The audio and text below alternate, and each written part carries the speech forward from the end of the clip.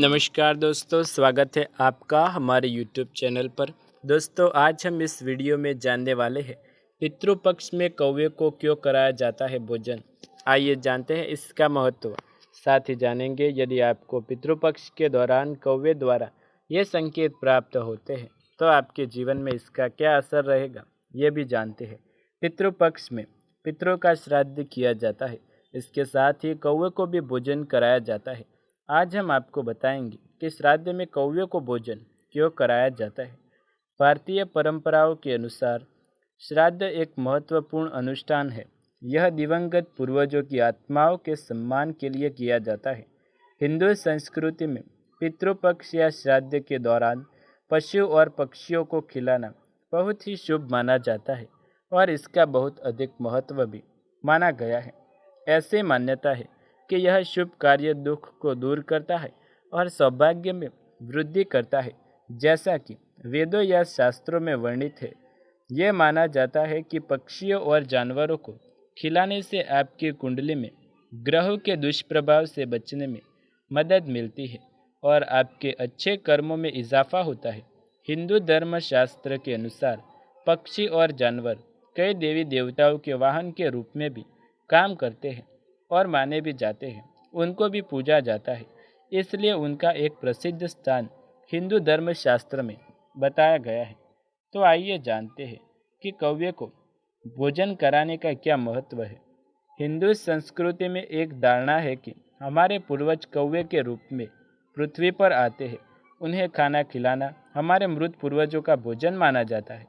कौवा एकमात्र ऐसा पक्षी है जो पितृलोक के दूत के स्वरूप में कार्य करता है। यह वायु के तत्व है और श्राद्ध का खाना इन्हें खिलाना पूर्वजों को श्रद्धांजलि अर्पित करने और उनकी आत्मा को प्रसन्न करने में मदद करता है।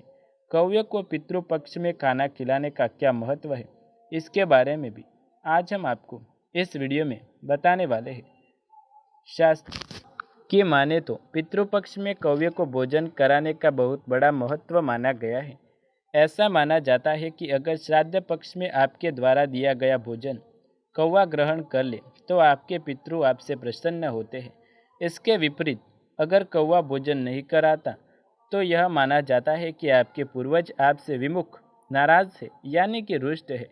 पितृपक्ष में हमारे पितर कौवे के रूप में भोजन ग्रहण करने आते हैं, इसलिए हम सभी को अपने पितरों को प्रसन्न करने के लिए श्राद्ध पक्ष में कौवे को भोजन अवश्य करवाना चाहिए। इसके अलावा कौवे को यमराज का संदेहवाहक माना जाता है। ऐसी मान्यता है कि कौवे को भोजन कराने से हमारे संदेश हमारे पितरों तक पहुंच जाते हैं। शास्त्रों के अनुसार श्राद्ध करने के बाद जितनी ज़रूरी ब्राह्मण को भोजन कराना होता है, उतना ही ज़रूरी कौवे को भोजन कराना होता है। माना जाता है कि कौवे इस समय में हमारे पितरों का रूप धारण करके पृथ्वी पर उपस्थित रहते हैं। इसके पीछे एक पौराणिक कथा भी जुड़ी है कि इंद्र के पुत्र जयंत ने ही सबसे पहले कौवे का रूप धारण किया था। यह कथा त्रेता युग की है, जब भगवान श्री राम ने अवतार लिया और जयंत ने कौवे का रूप धारण कर माता सीता के पैर में चोंच मारी थी। तब भगवान श्री राम ने तिनके का बाण चलाकर जयंत की आंख फोड़ दी थी। जब उसने अपने किए की माफ़ी मांगी तब राम ने उसे वह वरदान दिया कि तुम्हें अर्पित किया भोजन पितरों को मिलेगा। तभी से शास्त्र में कौवों को भोजन कराने की परंपरा चली आ रही है। यही कारण है कि श्राद्ध पक्ष में कौवे को ही पहले भोजन कराना शुभ माना जाता है। दोस्तों, अब आइए जानते हैं पितरों का आशीर्वाद पाने के लिए श्राद्ध का खाना बनाते समय ध्यान रखनी चाहिए ये 6 बातें। तो चलिए शुरू करते हैं। श्राद्ध में खीर। श्राद्ध में खीर का खास महत्व है, लेकिन खीर गाय के दूध से ही बनानी चाहिए। भैंस के दूध को अवॉइड करना चाहिए। श्राद्ध में दूध, दही, घी का इस्तेमाल किया जाता है। इस बात का ध्यान रखें कि दूध, दही, घी गाय का ही हो। वास्तुशास्त्र और ज्योतिषियों के अनुसार खीर सभी पकवानों में से उत्तम है। खीर मीठी होती है और मीठे खाने के बाद ब्राह्मण संतुष्ट होते हैं, जिससे पूर्वज भी खुश हो जाते हैं। पूर्वजों के साथ देवता भी खीर को बहुत पसंद करते हैं, इसलिए देवताओं को भी खीर का भोग लगा सकते हैं। नमक का सही इस्तेमाल। भोजन की शुद्धता के लिए नॉर्मल नमक की बजाय सेंधा नमक का इस्तेमाल अच्छा माना जाता है। आयुर्वेद में रोज़ाना सेंधा नमक के प्रयोग से हमारी सेहत बहुत अच्छी रहती है, क्योंकि यह सबसे शुद्ध होता है और इसमें किसी भी तरह के केमिकल का इस्तेमाल नहीं किया जाता। लहसुन और प्याज से बचे। श्राद्ध के दिन लहसुन प्याज सहित सात्विक भोजन ही घर के किचन में बनाना चाहिए। इसमें उड़द की दाल के बड़े दूध, घी से बने पकवान, चावल की खीर, बेल पर लगाने वाले मौसमी सब्जियां जैसे लौकी, तोरी, भिंडी, सीताफल और कच्चे केले की सब्जी ही बनानी चाहिए। चप्पल के बिना बनाए खाना। अब आइए जानते हैं, श्राद्ध का खाना बनाते समय चप्पल पहनने से बचना चाहिए। हाँ, पुरातन समय में चमड़े का जूता पहनना कई धार्मिक कारणों से मान्य नहीं था, इसलिए खड़ाऊ का ही इस्तेमाल किया जाता है। आप भी खाना बनाते समय बिना चप्पल के ही रहे, जिससे आपको पितृपक्ष का खाना, श्राद्ध का भोजन बनाते समय काफ़ी लाभ होगा। खाना बनाने की दिशा। आइए जानते हैं, आपको श्राद्ध पक्ष के दौरान भोजन बनाते समय कौन सी दिशा में रहना चाहिए।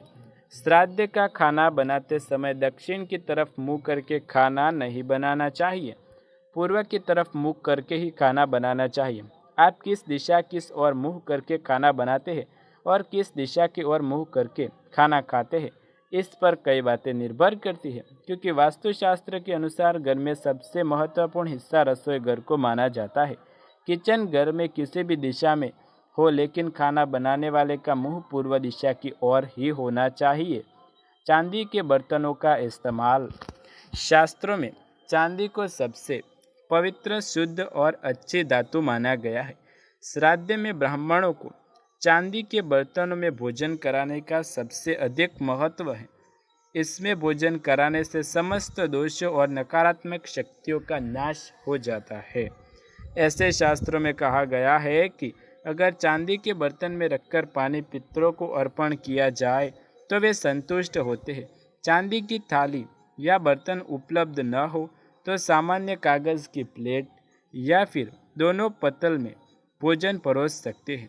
तो दोस्तों, यह हमने जान लिया कि आपको हिंदू मान्यताओं के अनुसार श्राद्ध मनाने का मतलब साल में एक बार पितरों को याद करें और उन्हें भरपेट भोजन कराएं और उनकी आत्माओं को खुश करना माना जाता है। इस प्रक्रिया में छोटी सी गलती भी पितरों को नाराज़ कर सकती है। आपसे श्राद्ध के दौरान कोई भी चूक ना हो जाए, इसलिए हमारे वीडियो में बताए गए टिप्स को फॉलो ज़रूर करें। वीडियो पसंद आए तो लाइक, शेयर, कमेंट कर देना। चैनल पर नए हैं तो सब्सक्राइब करके बेल आइकन भी ज़रूर दबा देना। ऐसे ही नए वीडियो देखने के लिए हमारे चैनल के साथ जुड़े रहिएगा। मिलते हैं अगले वीडियो में नए टॉपिक के साथ। तब तक के लिए आप सभी का फिर से एक बार धन्यवाद।